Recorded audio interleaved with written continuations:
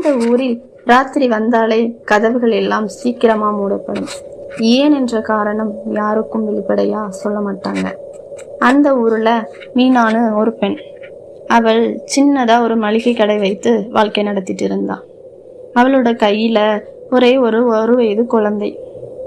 அன்று வழக்கம் போல மாலை நேரம், சரியா 6:30.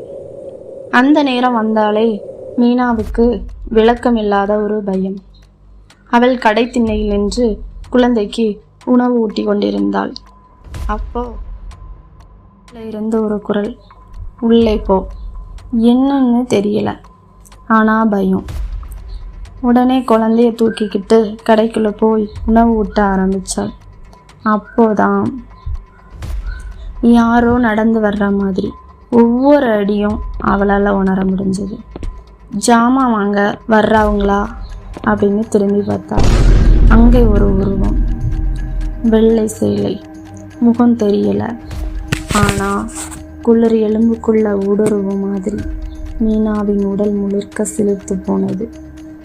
அவள் அலறல, ஓடல. மெதுவா கடையில இருந்த சாமி படத்துக்கு முன்னாடி கையெடுத்து வணங்கினாள்.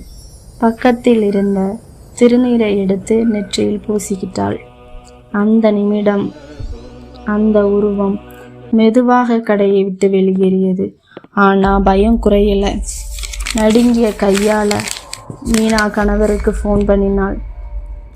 ஹலோ, நீங்க எங்க இருக்கீங்க? அந்த பக்கம் கணவர் குரல். நான் இன்னும் பஸ்ஸில் தான் இருக்கேன். ஏன்? அவ பேச ஆரம்பிச்ச அந்த நொடி கணவர் குரல் என்றது.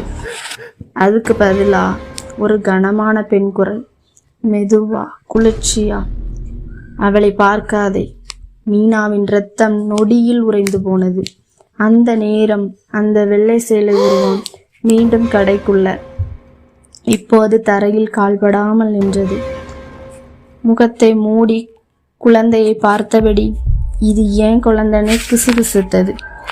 மீனா அலறி போனை கீழே போட்டு குழந்தையோட சாமி படத்துக்கு முன்னாடி விழுந்தாள். அம்மா, காப்பாத்து. அந்த நொடி திருநீர் காற்றில் பறந்து அந்த உருவத்தின் மேலே விழுந்தது. ஒரு காது கிளியும் அலறல். அந்த பேய் உருவம் புகை மாதிரி கரைந்து போனது. வெளியில எல்லா நாய்களும் அலறத் தொடங்கியது.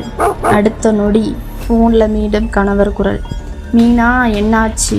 மீனா நடுங்கிய குரலில் ஒரே வார்த்தை சொன்னாள். அது மனுஷி இல்லை, பேய் உருவந்தான். அந்த ஊர்ல மாலை 6:30